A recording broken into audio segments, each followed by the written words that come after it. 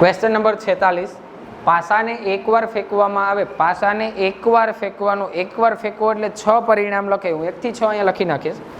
1 2 3 4 5 અને 6, ટોટલ 6 પરિણામ મને મળશે.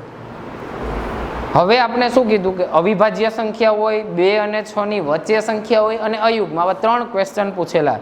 તો પહેલા તો ટોટલ પરિણામ કેટલા, કુલ, આપણું સૂત્રમાં આવશે ઘટના ઉદ્ભવ માટેના શક્ય પરિણામો, નીચે આવશે કુલ પરિણામ. તો આપણે કુલ પરિણામ ગણી લીધા 6.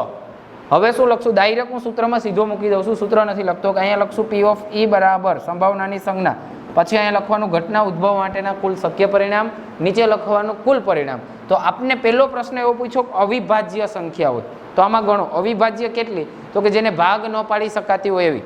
એકડો અવિભાજ્ય પણ નથી ને વિભાજ્ય પણ નથી, બરોબર. તો અવિભાજ્ય સંખ્યા આવશે 2 3 અને 5. તો ટોટલ સંખ્યા કેટલી, 3, નીચે કુલ કેટલા, 6. પૂરું, ક્વેશ્ચન 1 પૂરો. હવે એમાં ને એમાં આપણે બીજો પ્રશ્ન પૂછેલો છે કે 2 અને 6 ની વચ્ચે હોય.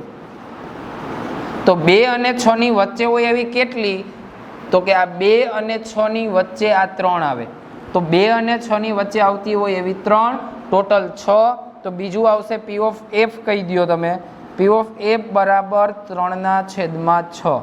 અને ત્રીજો ક્વેશ્ચન, સૂત્ર 3 વચ્ચે એકવાર લખો ચાલશે. ત્રીજો ક્વેશ્ચન છે અયુગ્મ. અયુગ્મ એટલે એકી અને યુગ્મ એટલે બેકી. અહીંયા લખશું અયુગ્મ સંખ્યા. તો અયુગ્મ કેટલી, તો કે 1 3 અને 5. તો એ પણ કેટલી આવશે, 3. તો આપણે ત્રીજું લખશું P of G.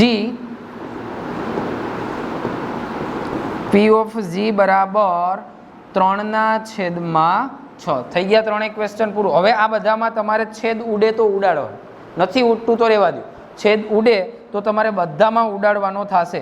અહીંયા આવશે 1/2, અહીંયા પણ આવશે 1/2 અને અહીંયા પણ આવશે 1/2.